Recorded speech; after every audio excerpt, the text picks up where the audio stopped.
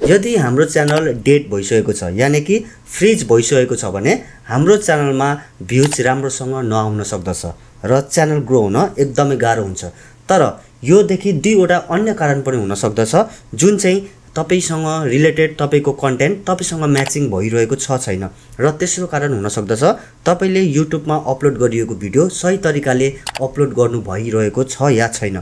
So हाम्रो channel यदि dead भइसकेको छ यानी कि फ्रिज भइसकेको छ भने कसरी पत्ता लगाउने र हामीले आइडी चेन्ज गर्नुपर्ने हो या पुरानै आइडीलाई पनि हामीले फेरि रिकभर गर्न सकिन्छ भन्ने विषयमा आजको भिडियो लिएर आइसकेको छु। सो यदि तपाई हाम्रो च्यानलमा नयाँ हुनुहुन्छ भने हाम्रो च्यानललाई सब्स्क्राइब गर्न नभुल्नु होला। यस्तै युट्युब सम्बन्धी अनलाइन अर्निङ अन्य सम्बन्धी जानकारीमूलक भिडियोहरू हामी लिएर आइरहेको हुन्छौँ। भिडियोलाई अन्तिमसम्म नछुटाइकन हेर्नु होला। सो हाम्रो च्यानल डेड भएको छ अथवा फ्रिज भएको छ या छैन भनेर पत्ता लगाउनको लागि तपाईले आफ्नो युट्युबमा जानुहोस्। युट्युबमा गएर यहाँनेरि जुन तपाईको युट्युबमा गइसकेपछि यहाँनेरि जुन तपाईको यु लेखेको छ यहाँनेरि क्लिक गर्नुहोस्। यसरी क्लिक गरिसकेपछि फेरि यहाँनेरि तपाईले क्लिक गर्नुहोस्। यहाँ क्लिक गरिसकेपछि तपाईको यसरी एउटा ओपन हुन्छ। यसरी ओपन भइसकेपछि यो इन्टरफेसको तल गएर यहाँनेरि जुन गो टु युट्युब स्टुडियोमा क्लिक गर्नुहोस्। यदि तपाईले प्ले स्टोरबाट अथवा एप स्टोरबाट युट्युब स्टुडियो डाउनलोड गर्नुभएको छ भने तपाईको अब डाइरेक्टली ओपन हुन्छ, नत्रभा तपाईलाई डाउनलोड गर्नु सजेस्ट गर्छ। सो यसरी गइसकेपछि यहाँनेरि जुन हाम्रो कन्टेन्ट ल्याएको छ यसमा क्लिक गरिसकेर यहाँनेरि हाम्रो जुन भिडियोहरू देखाउँछ त्यसपछि अब भने जस्तै मानौँ मैले यो भिडियोलाई क्लिक गरेँ। यो भिडियोलाई क्लिक गरिसकेपछि यहाँनेरि फेरि भिडियो परफर्मेन्समा गएर क्लिक गरेँ र क्लिक गरिसकेपछि अब यहाँनेरि भ्युज देखाइरहेको छ 517। अब फेरि म यहाँनेरि रिचमा गएर क्लिक गरेँ भने तपाईको मेरो यो भिडियो चाहिँ 12K यानी कि 12,000 जनालाई सजेस्ट गरिसकेको छ। यानी कि मेरो आइडी फ्री छैन। 12,000 जनालाई सजेस्ट गरिरहँदा मेरो भिडियोमा अब भने 517 भ्युज आइरहेको हो। सो तपाईको यदि इम्प्रेसन यानी कि रिचमा जाँदा यो इम्प्रेसन चाहिँ तपाईको भ्युज भन्दा धेरै छैन भने तपाईको आइडी 100% फ्रिज भएको हुन सक्दछ। पहिलो कारण भनेको यही हो। सो हामीले अपलोड गरिरहेको भिडियोहरु चाहिँ कसैलाई सजेस्ट गरिसकेपछि मात्रै त्यहाँबाट भ्युज आउने हो। कसैलाई सजेस्टै गरिएको छैन, कसैलाई पठाइ नै रहेको छैन भने हाम्रो भिडियोमा फ्रिज आउँदैन। सो यसरी थाहा भइसकेपछि अब यो पहिलो कारण हो आफ्नो आइडी फ्रिज भइरहेको छ या छैन भनेर पत्ता लगाउने। र दोस्रो भनेको चाहिँ तपाईको जस्तै यहाँनेरि तपाई ओपन भइसकेपछि यसरी गइरहँदा फेरि तपाई युट्युबमा आफ्नो युट्युबमा जानुहोस्।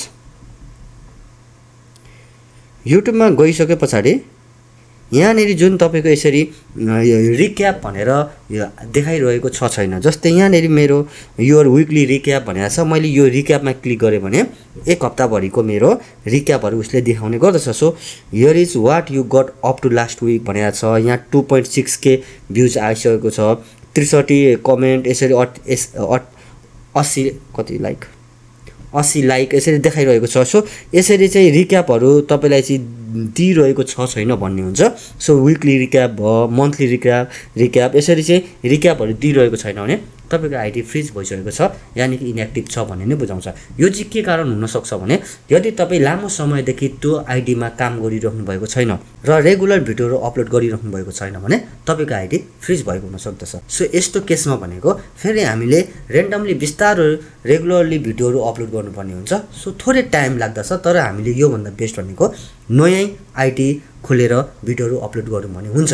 तर तपाईसँग त्यो पुरानो च्यानलमा चाहिँ धेरै सब्स्क्राइबर छ र यही आइडीलाई म चाहिँ युज गर्न चाहन्छु भन्नुहुन्छ भने तपाईले विकली कम्तीमा पनि हप्तामा 2 देखि 5 वटा भिडियो रेगुलर अपलोड गर्नुपर्ने हुन्छ। सो 1 महिना 2 महिना पछाडि अब भने तपाईको आइडी बिस्तारै अनफ्रिज हुन्छ। सो फ्रिजै भइरहने त हुँदैन। तपाईले यदि रेगुलर भिडियोहरू अपलोड गर्न थाल्नुभयो भने युट्युबले त बिस्तारै तपाईको भिडियोहरू अन्य व्यक्तिलाई सजेस्ट गर्ने काम गर्छ र तपाईको आइडी अनफ्रिज हुने चान्सेस ज्यादा हुन्छ। सो दोस्रो कारण भनेको तपाईको जस्तै म्याचिङ कन्टेन्ट म्याचिङ भन्नाले तपाईले गेमिङ गरिरहनु भएको छ भने हुन सक्छ तपाई गेमिङ भन्दा धेरै राम्रो ब्लगिङ पनि गर्न सक्नुहुन्छ। तर हामी के हुन्छौँ भने प्राय आफुलाई लागेको कुरा गर्ने भएकोले हाम्रो कन्टेन्टहरू राम्रो नभइरहेको हामीलाई थाहा हुँदैन। सो अर्को व्यक्तिले चाहिँ हेरिने व्यक्तिले चाहिँ कुन चाहिँ हामीले राम्रो गरिरहेको छौँ उनीहरूले बताउने कुरा हो। सो यदि तपाईँ भ्लगिङ गरिराख्नु भएको छ भने गेमिङ पनि गर्नुहोस्, गेमिङ गरिराख्नु भएको छ भने भ्लगिङ पनि गर्नुहोस्, एक दुईवटा विकली हप्तामा भिडियो अपलोड गर्नुहोस्, जुनमा राम्रो भ्युज आउँछ त्यही कुरालाई तपाईँले अगाडि बढाएर लान पनि सक्नुहुन्छ। र तेस्रो कारण रहेको छ तपाईको भिडियो अपलोड गर्ने तरिका। यदि तपाईले सही तरिकाले भिडियो अपलोड गरिराख्नु भएको छैन भने तपाईको युट्युब च्यानल ग्रो हुने चान्सेस एकदमै कम हुन्छ। भिडियो अपलोड गर्नको लागि एसईओ यानि कि सर्च इन्जिन अप्टिमाइजेसन हामीले भिडियो कसरी अपलोड गरिरहेको छौँ भन्ने नै हुन्छ।